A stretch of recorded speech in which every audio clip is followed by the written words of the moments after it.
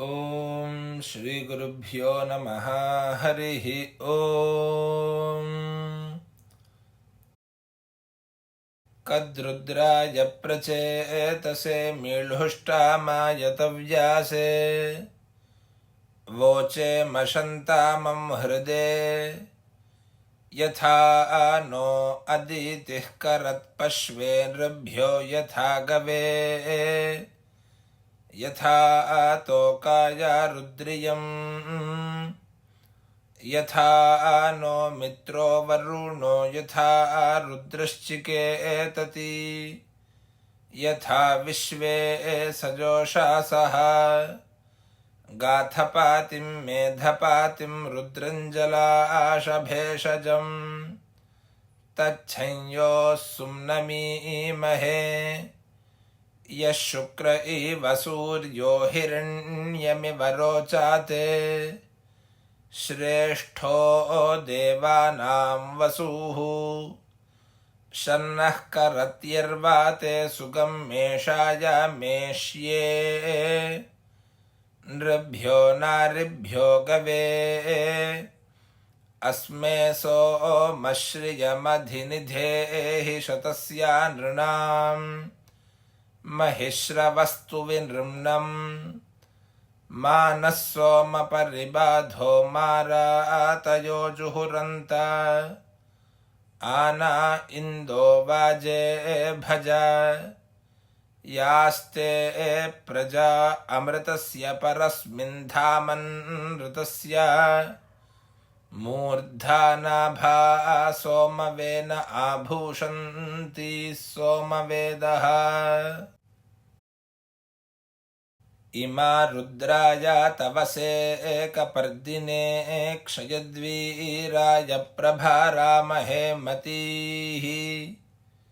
यथा शमसद्विपदे चतुष्पदे विश्वं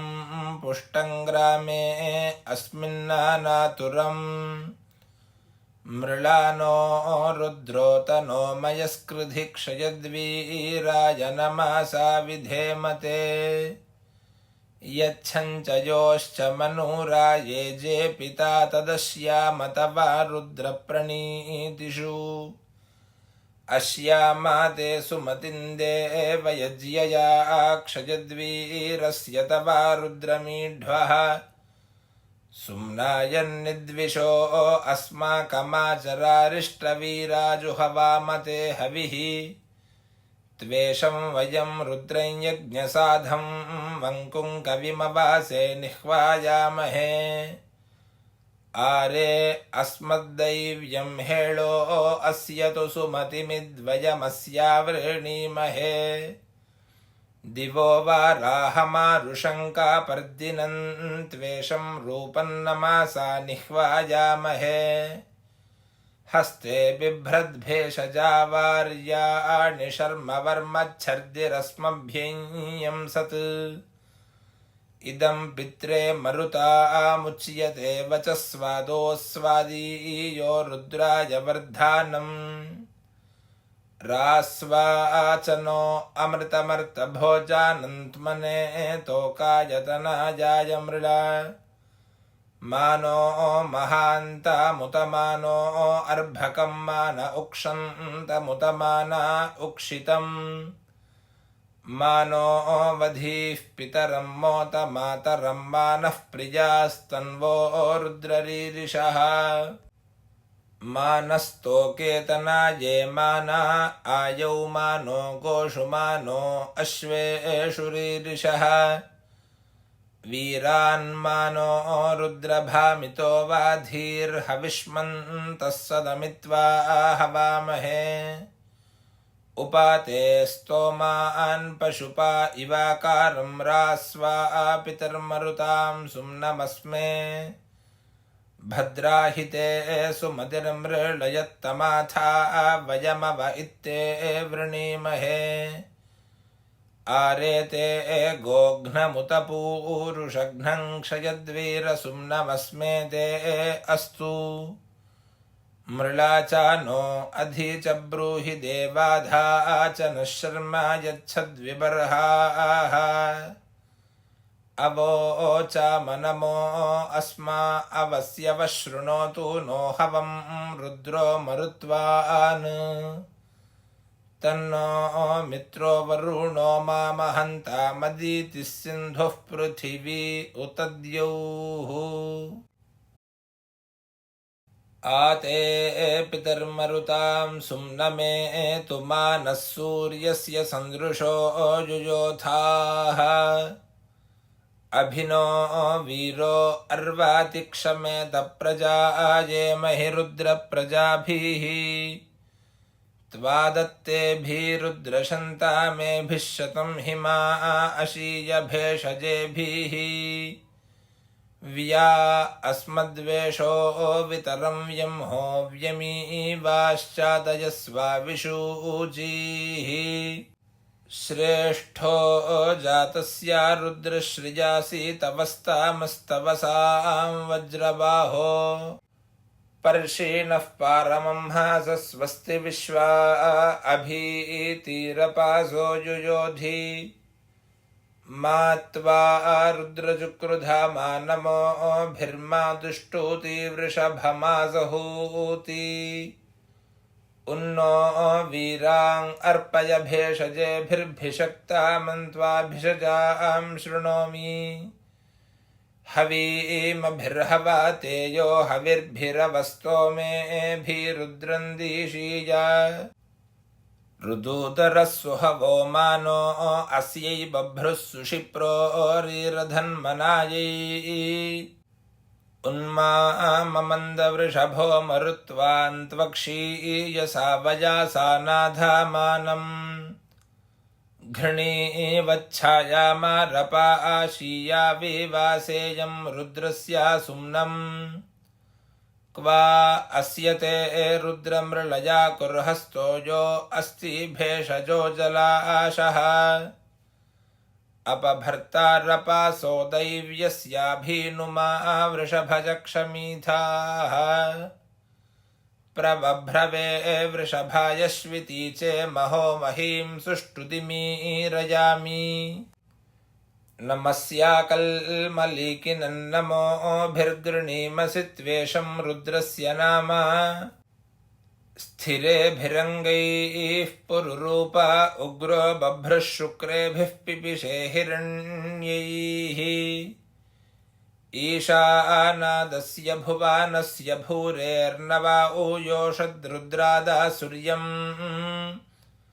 अर्हन् बिभर्षि सायाका निधन्वार्हन् निष्कञ्याजतं विश्वरूपम्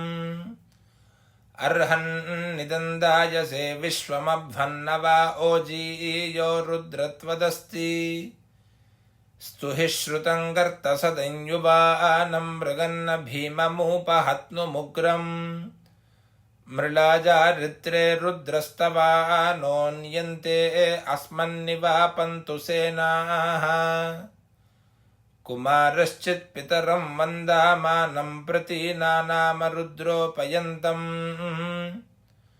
भूरेर्दातारं सत्पातिं गृणीषे स्तुतस्त्वं भेषजारास्यस्मे यावो भेषजा मारुतः शुची नियाशन्ता मा वृषणो यामा यो भू यानि मनुरवृणीता पिता नस्ता सिञ्चयोश्चा रुद्रस्यावश्मि परिणो हेति रुद्रस्यावृज्याः परित्वेषस्या दुर्मतिर्महीगात् अवस्थिरा मघवद्भ्यस्तनुष्वमीढ्वस्तोकायतनायाय मृळा एवा बभ्रो वृषभचेकिता न यथा देवनहृणीशेन हंसि हवनशृण्णो रुद्रे हवोधि बृहद्वादेम विदथे सुवीराः सोमा रुद्राधारजेथाम सूर्या अम्प्रवामिष्टयो रामश्नुवन्तु दमे दमे सप्तरत्ना दधानाशन्नो भूतं द्विपदे चतुष्पदे सोमा रुद्रा विवृहतं विषूचीममी वायानो गयामा विवेश आरे बाधेथा निर्ऋतिं पराचैरस्मे भद्रासौ श्रवसानि सन्तु सोमा रुद्रा युवमेतान्यस्मे विश्वा तनूषु भेषजानि धत्तम् अवस्यतं मुञ्चतं यन्नो अस्ति तनूषु बद्धं कृतमेनो अस्मत् तिग्मायुधौ तिग्महेति सुषेवौ सोमा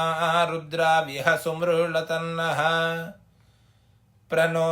मुञ्चतं वरुणस्य पाशाद्गोपायतन्नः सुमनस्यमाना इमा रुद्राय स्थिरधन्वने गिराः क्षिप्रेशा वे देवाय स्वधाम्ने अशाळ्हाय सहामानाय वेधसे तिग्मायुधाय भरता शृणोतु नः स हि क्षयेण क्षम्यस्य जन्मानः साम्राज्येन दिव्यस्य चेताति अवन्नवन्ति रूपानो दुरश्चरानमीवो रुद्रजासूनो भव या ते दिद्युदवा सृष्टा दिवस्परिक्ष्मया चराति परिसावरुणक्तुनः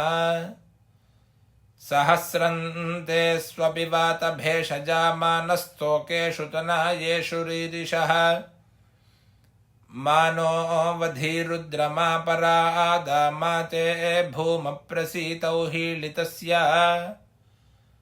आनो भज बर्हिषि जीवशंसे यूयं पात स्वस्तिभिः सदा नः अस्मे रुद्रा मेहना पर्वातासो वृत्रहत्ये भराहूतौ सजोषाः यः शंसा ते स्तुवते धायि पज्र इन्द्रज्येष्ठा अस्मां आवन्तु देवाः त्वमग्ने रुद्रो असुरो महो दिवस्त्वं शर्धो मारुतं पृक्ष ईशिषे त्वं वातैररुणैर्यासि शङ्कयस्त्वं पूषा विधतः पासि नुत्मना आवो राजानमध्वरस्य रुद्रं होतारं सत्ययजं रोदस्योः अग्निं पुरातानयित्नो रचित्ताद्धिरण्यरूपमवासे कृणुध्वम् तव श्रिये मरुतो मर्जयन्त रुद्रयत्ते जनीमचारुचित्रम् पदं यद्विष्णोरुपमन्निधायितेन पासि गुह्यन्नामगोनाम् भुवानस्य पितरं गीर्भिराभिरुद्रं दिवा वर्धया रुद्रमक्तौ बृहन्तामृष्वमजरं सुषुम्नमृधग्घुवेम कविनेशितासाः तमुष्टु हि यस्विषुः सुधन्वायो विश्वस्य क्षजातिभेषजस्य यक्ष्वा महेशौ मनसाय रुद्रन्नमोभिर्देवमसूरन्दुवस्य अयं मे हस्तो भगवानयं मे भगावत्तरः अयं मे विश्वभेषजोऽयं शिवाभिमर्शनः त्र्यम्बकं यजामहे सुगन्धिं पुष्टिवर्धनम् उर्वारुकमिव बन्धानान् मृत्योर्मुक्षीयमामृतात्। ॐ